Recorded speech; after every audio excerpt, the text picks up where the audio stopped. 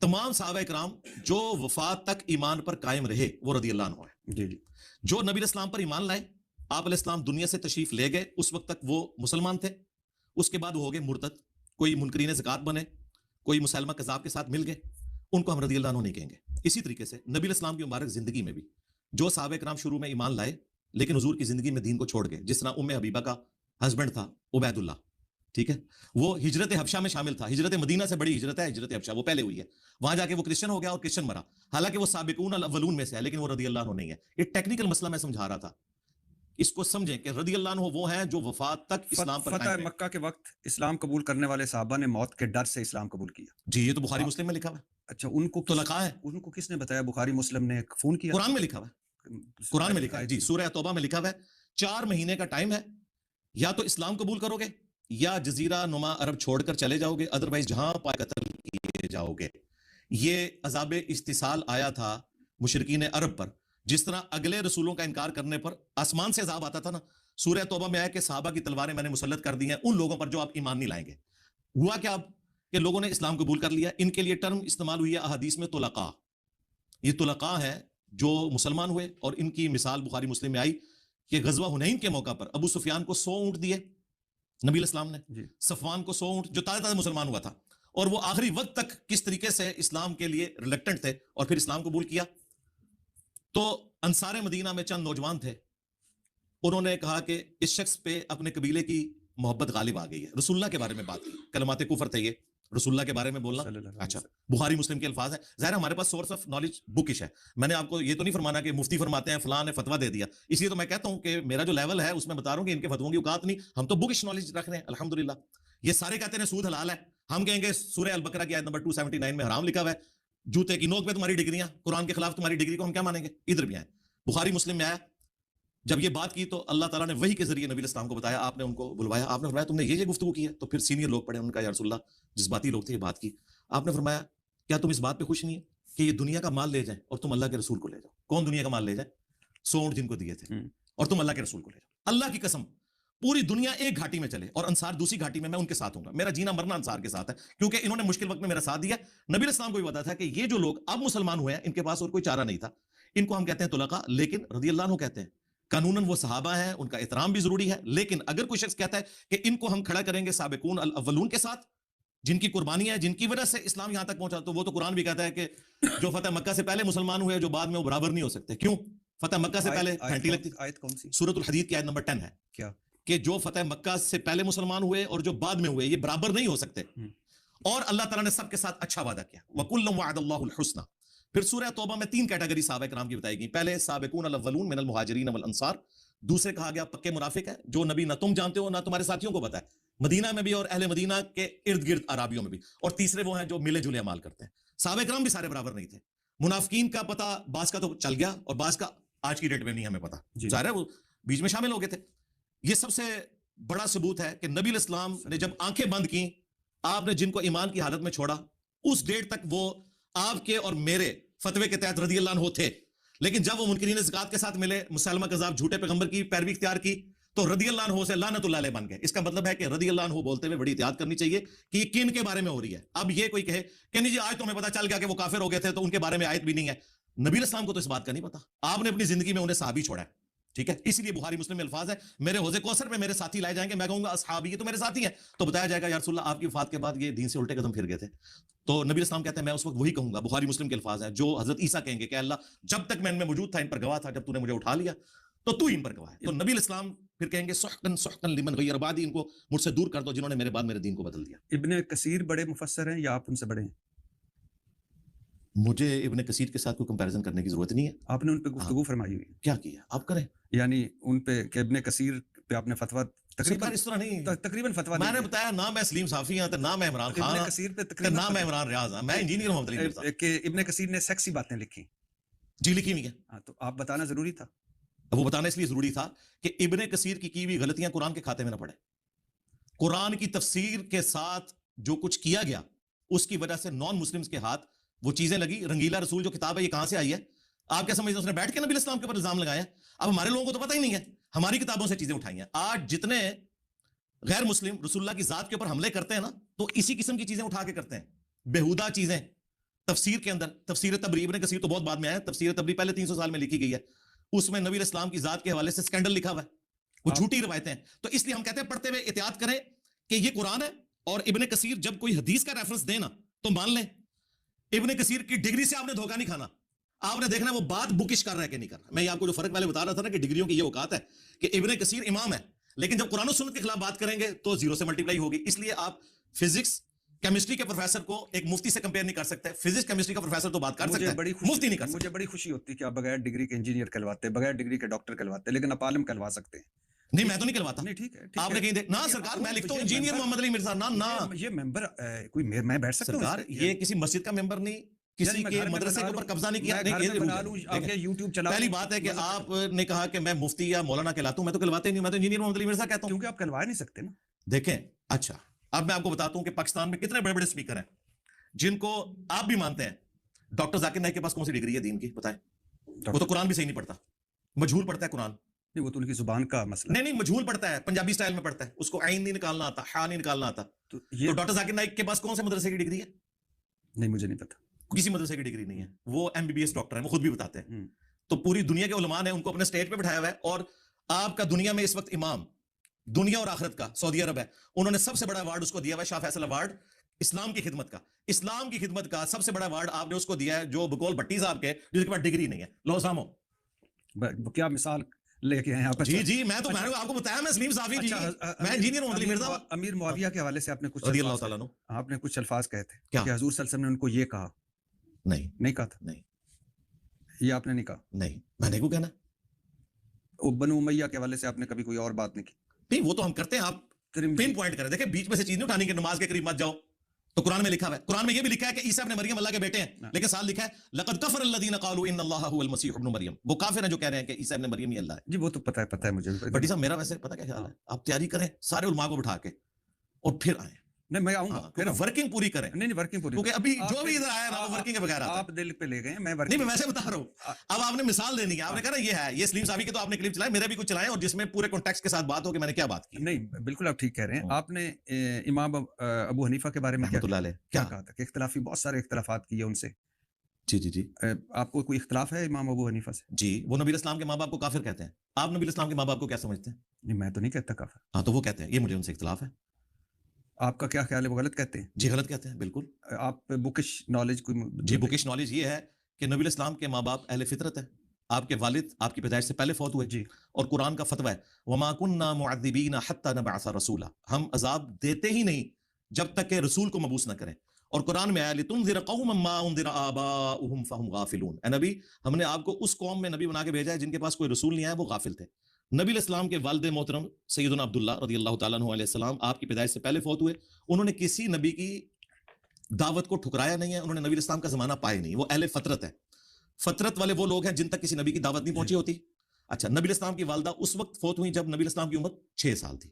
لہٰذا یہ out of question ہے اس حوالے سے کہ کوئی نبی علیہ السلام کے ماں باپ کو کافر کہے یا نعوذ باللہ انہیں جہنمی کہے. جن روایتوں سے انہوں نے سہارا لیا وہ ساری آؤٹ آف کانٹیکسٹ ہے، میں نے ان کے جواب ریکارڈ کروایا.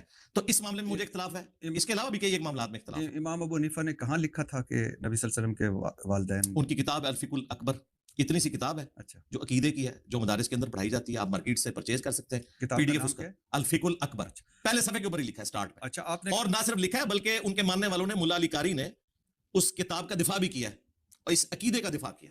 اچھا آپ نے کہا کہ آپ روحانی طور پر حضرت علی پہلے خلیفہ ہیں. جی اس طرح بات نہیں ہوئی، وہ ڈیفرنٹ بات ہے.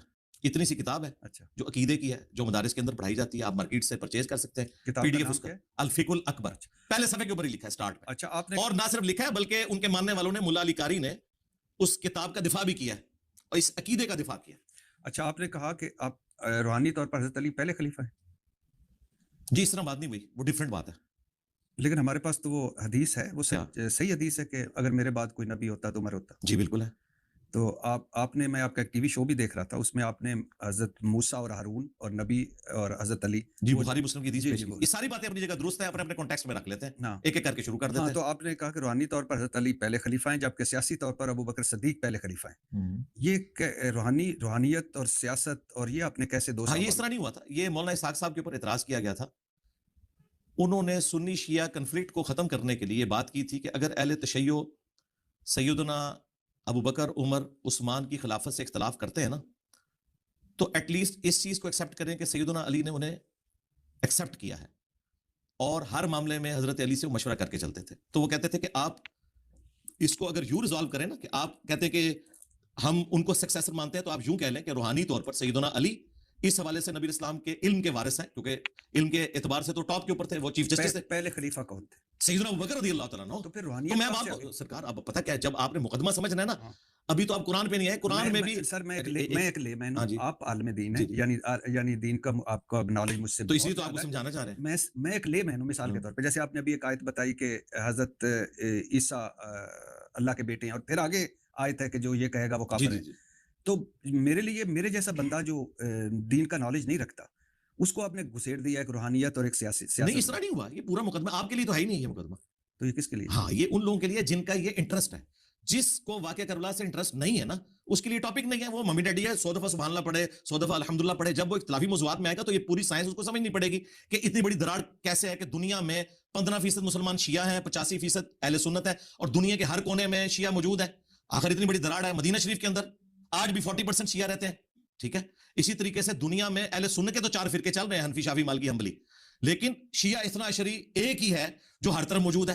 تو آخر اس کے پیچھے کوئی ریزن ہے تو ہم اس کو کنکلوڈ کرتے ہوئے یہ ساری چیزیں بتاتے ہیں. میں آپ کو بتاؤں اگر آپ اس طرح ڈسکشن کریں گے تو قرآن حکیم میں بھی کئی ایک کنٹراڈکٹری سٹیٹمنٹس ہیں جو بیک وقت ساری درست ہیں اپنے اپنے کانٹیکسٹ کے اعتبار سے. ہم ایک ایک کو ڈسکس کریں گے. مثلا میں آپ کو ایک مثال دیتا ہوں آپ کے کیمرے میں. قرآن میں آیا انک لا تہدی من احببت ولکن اللہ یہدی من یشاء. اے نبی جس سے تم محبت کرتے ہو تم اسے ہدایت نہیں دے سکتے, اللہ جسے چاہتا ہے ہدایت دیتا ہے. اگر میں اس سٹیٹمنٹ کو اٹھاؤں اور میں کہوں کہ قرآن میں تو واضح لکھا ہے نبی ہدایت نہیں دیتے, کیا کسی مسلمان کا عقیدہ ہے کہ نبی ہدایت نہیں دیتے؟ ہم تو کہتے ہیں نبی الاسلام ہمارے ہدایت کے امام ہیں, لیکن قرآن میں تو لکھا ہے جس سے تم محبت کرتے ہو اسے ہدایت نہیں دیتے. ہم اس کو جواب دیں گے کہ یہ سورۃ القصص کی آیت ہے نا, سورہ شورى میں آیت ہے وَإِنَّكَ لَتَهْدِي إِلَىٰ صِرَاطٍ مُسْتَقِيمٍ. اے نبی بالضرور تم لوگوں کو ہدایت کی طرف رہنمائی کرتے ہو. وہاں آیا کہ ہدایت نہیں دیتے, یہاں رہنمائی کرتے ہو. دونوں سٹیٹمنٹ 180 ڈگری جو سٹیٹمنٹس ہیں نا جی یہ بیک وقت درست ہیں. نبی الاسلام کسی کی تقدیر بدل کر اسے ہدایت نہیں دے سکتے لیکن ہدایت کی طرف رہنمائی کر سکتے ہیں. وہاں آیا انک لا تہدی, اے نبی تم ہدایت نہیں دے سکتے. یہاں آیا انک لتہدی, تم ضرور ہدایت دیتے ہو. تو یہ 180 ڈگری سٹیٹمنٹس بیک وقت درست ہیں. اس طریقے سے ہم نے مختلف ویڈیوز میں جو مختلف باتیں کی ہوتی ہیں نا وہ اپنے کانٹیکسٹ کے ساتھ ہوتی ہیں. بعض اوقات ہم ریبٹل کر رہے ہوتے ہیں الزامی جواب کے طور پر, بعض اوقات کسی کلیریفیکیشن دے رہے ہوتے ہیں کہ وہ یہ کہنا چاہ رہا تھا اس میں یوں تھا. باقی ہم چونکہ اہل سنت کے منہج کو لے کے چل رہے ہیں, اہل سنت کی کتابیں پڑھی ہوئی ہیں.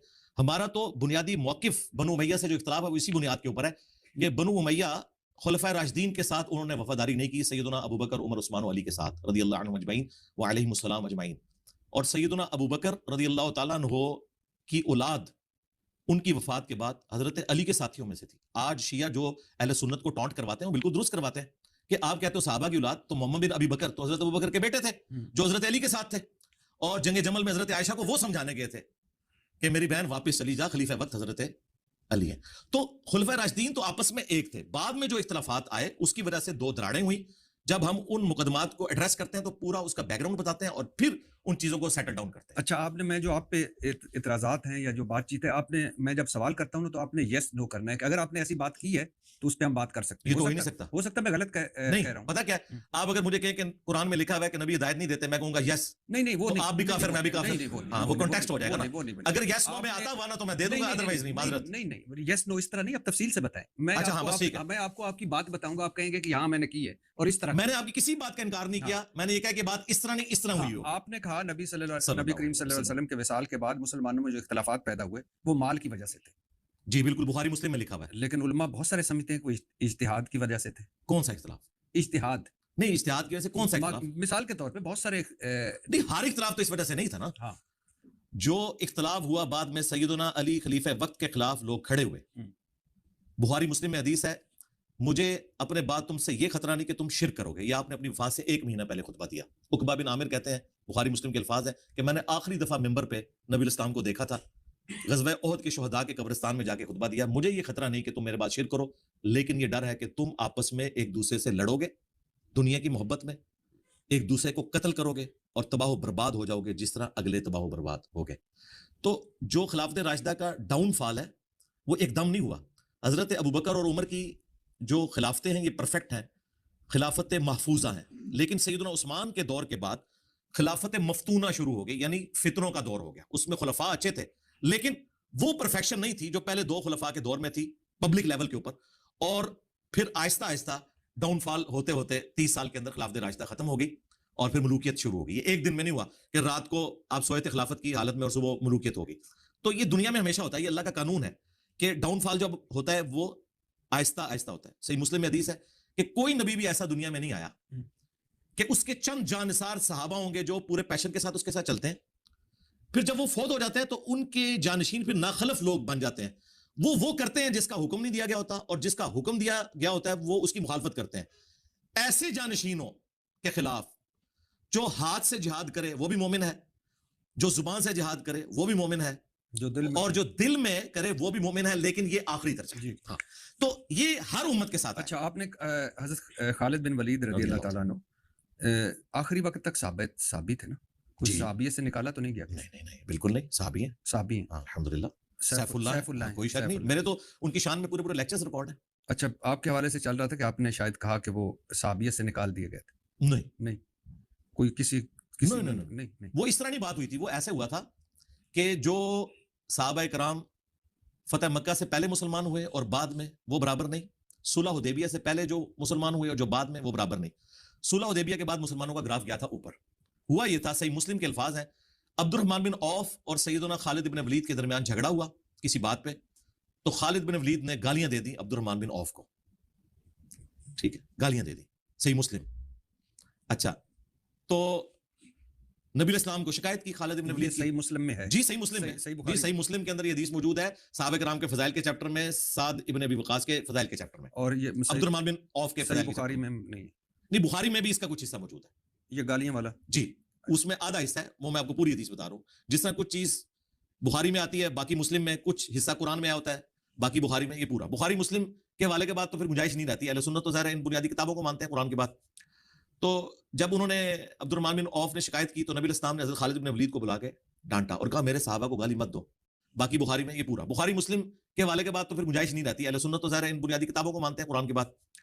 تو جب انہوں نے عبد الرحمن بن عوف نے شکایت کی تو نبی الاسلام نے حضرت خالد بن ولید کو بلا کے ڈانٹا اور کہا میرے صحابہ کو گالی مت دو, تم اب احد پہاڑ کے برابر سونا بھی خیرات کر دو. یہ وہ آدھی حدیث ہے جو آپ کو مولویوں نے مفتیوں نے بتائی تھی. اسی تو ہم ان ڈگریوں سے اختلاف کرتے ہیں کہ آپ کو جعلی باتیں بتاتے ہیں. یہ خالد ابن ولید کو نبی الاسلام نے کہا تھا کہ تم اب احد پہاڑ کے برابر سونا بھی خیرات کر دو. میرے عبد الرحمن بن عوف نے ایک مد, بلکہ اس کا آدھا گندم جو دیا ہے, 1 پاؤ گندم, اس کے برابر ثواب نہیں ہو سکتا. احد پہاڑ 7 میل کے اوپر پھیلا ہوا چٹیل پہاڑ ہے, وہ سونا ہونا تو عبد الرحمن بن عوف اتنی سی گندم کرے نا خالد, تمہارا وہ سونا اس کو نہیں پہنچ سکتا. ٹھیک ہے, یہ میں نے بیان کیا تھا کہ دیکھیں صحابی تو عبد الرحمن بن عوف بھی تھے اور خالد بن ولید بھی تھے, لیکن خالد بن ولید کو نبی الاسلام کیا کہہ رہے ہیں, تم میرے صحابہ کو گالی مت دو. ہونا چاہیے تھا کہ تم اپنے ساتھیوں کو نہ دو. میرے صحابہ ان کے ساتھ کہہ دیا اور ان کو الگ کیا. کیوں کہ عبد الرحمن بن عوف مشکل وقت کے ساتھی تھے, جب اسلام کا گراف نیچے تھا صلح حدیبیہ سے پہلے. صلح حدیبیہ میں تو پاور تسلیم کر لیا تھا, تو ایک ایک کر کے پھر سب لوگ اسلام قبول کرنا شروع ہو گئے. اور خالد بن ولید کا بھی آپ اسلام کا واقعہ دیکھیں, اور حضرت عمر بن عاص, انہوں نے اکٹھا اسلام قبول کیا. یہ امپریس ہو گئے تھے کہ یار یہ شخص ہم پر غالب آ گیا ہے, ہماری ساری پلاننگ فیل ہو گئی ہے, ہماری ساری طاقت دھری کی دھری رہ گئی ہے. یہ اس بات کا ثبوت ہے کہ اللہ کی غیبی مدد ہے, یہ اللہ کے رسول ہے. اس چیز کی وجہ سے امپریس ہوئے تھے, لیکن کبھی وہ ان کا درجہ حاصل نہیں کر سکتے. باقی ہمارے اعتبار سے ہم آج کی ڈیٹ میں کسی صحابی کو بھی گالی نہیں دے سکتے, لیکن ہم نے بتایا تھا انیشلی یہ بات خالد بن ولید کے بارے میں تھی, اور اس سے پھر ہم نے کنڈیم کیا تھا کہ بنو امیہ کے دور میں جب حضرت علی پر ممبروں پر سب و شتم ہوتا تھا. صحیح مسلم میں حدیث موجود ہے, لعن اللہ ابو تراب, ابو تراب علی ابن ابی طالب پر لعنت, یہ ممبروں پر کہلوایا جاتا تھا. 6229 حدیث نمبر ہے صحیح مسلم میں. تو ہم نے بتایا تھا کہ جن کو سب سے پہلے منع کیا گیا تھا نا, اس زمانے میں تو صحابہ کرام پہ لعنت ہوتی رہی. آج لعنت کرنے والے چھوٹے مجرم ہیں, اس زمانے میں لعنت کرنے والے بڑے مجرم ہیں.